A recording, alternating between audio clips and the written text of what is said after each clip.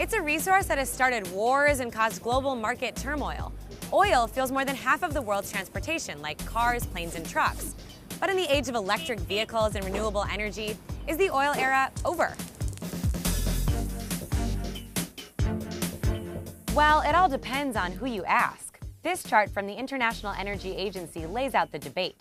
One scenario has oil peaking in the mid-2020s, and the other shows oil demand growing until 2040.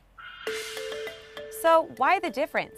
Well, on one hand, climate policies are getting stricter. So here in the EU, renewable energy sources account for 80% of new capacity, and wind will become the #1 source of electricity soon after 2030. China, the world's largest polluter, is now leading the way in the push for clean power. Just take a look at the streets. It's predicted 1 out of every 4 vehicles on the road in China will be electric by 2040. And the total number of electric vehicles on the road worldwide is expected to reach nearly 300 million in just over 2 decades. There's only around 2 million today. More electric cars equals less gas guzzling.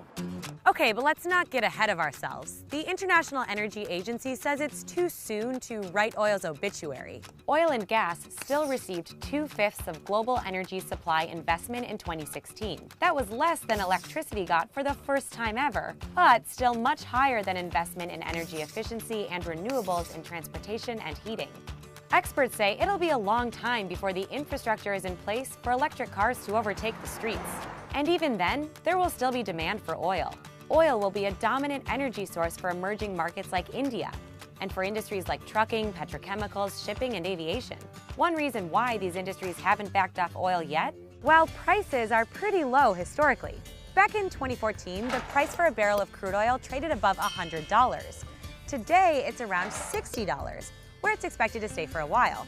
So how did this happen? Put very simply, too much supply and not enough demand. In 2014, economic growth slowed in countries like China and Brazil, which made oil demand go down. At the same time, global oil supply was going up fast. The U.S. experienced an oil boom thanks to new technology, shale drilling. Meanwhile, OPEC, which is a cartel of oil-producing countries, decided not to cut their own supply. And despite geopolitical tensions in countries like Iraq and Russia, oil production didn't go down in those regions either. It was good for consumers who pay less at the pump. But low prices hit oil producers and exporters hard.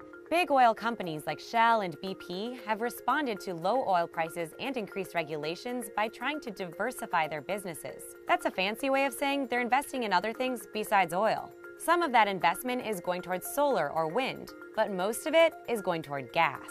Exxon predicts demand for natural gas will grow more than any other energy source, and by 2040 will make up 1/4 of the global energy mix. Some analysts say it'll take a long time for us to switch to alternative power sources, especially when oil prices are so low. But whether the oil era ends or not, a new era of alternative energy has already begun. Hey everyone, it's Elizabeth. Thanks so much for watching. Be sure to check out more of our videos over here. We're also always taking your suggestions for future CNBC Explains, so leave any of those ideas in the comments section. And while you're at it, subscribe to our channel. Bye for now.